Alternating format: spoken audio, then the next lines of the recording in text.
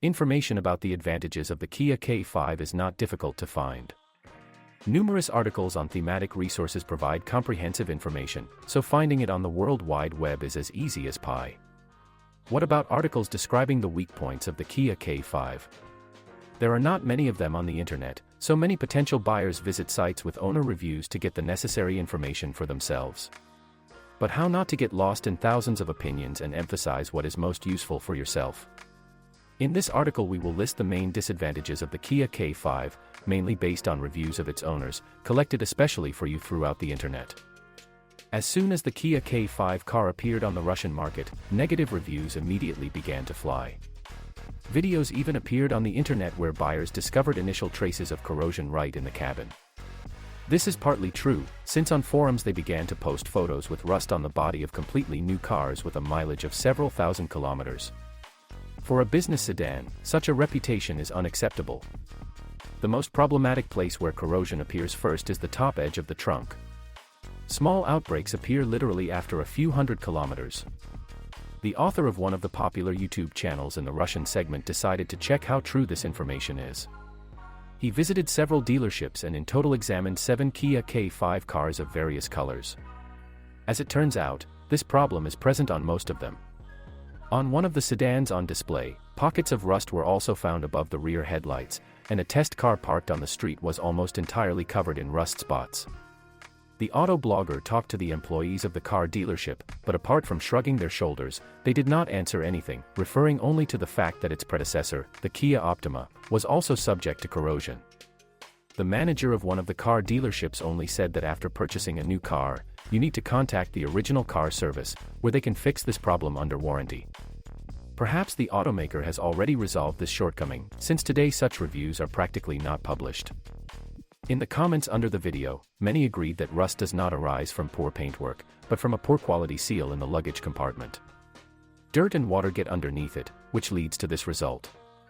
The author writes that before the Kia K5 he drove a Hyundai Solaris, so whether willingly or not, the car will be compared with it. The Kia K5 and Hyundai Solaris cars are of the same class and are practically in the same price segment, so the comparison can be considered more than constructive. The car was bought new, after which it was necessary to go home to Moscow. It was necessary to cover a distance of 800 kilometers, so the first impressions of the haul appeared almost immediately. The first thing its owner didn't like was the very stiff suspension. She felt all the irregularities on the road, joints, potholes, hatches, cracks in the road surface, etc. At first the thought comes that the Korean engineers were a little overzealous in adapting the Kia K5 to Russian roads, but then I remembered that the car has R18 wheels and everything became clear. This combination is not very suitable for those who live outside the city or simply often drive on uneven roads. But on the highway the situation became completely opposite. The car holds the lane like a glove. You don't feel the rut at all even at a speed of 180 kilometers per hour. The ride is just perfect, so for long highway rides this is just the thing. But soon the system gave a real surprise.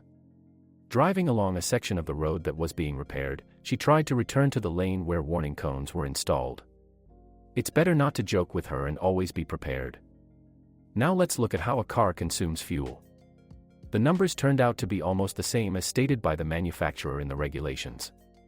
Insignificant indicators can be understood on a large scale, since the car has not yet been run in.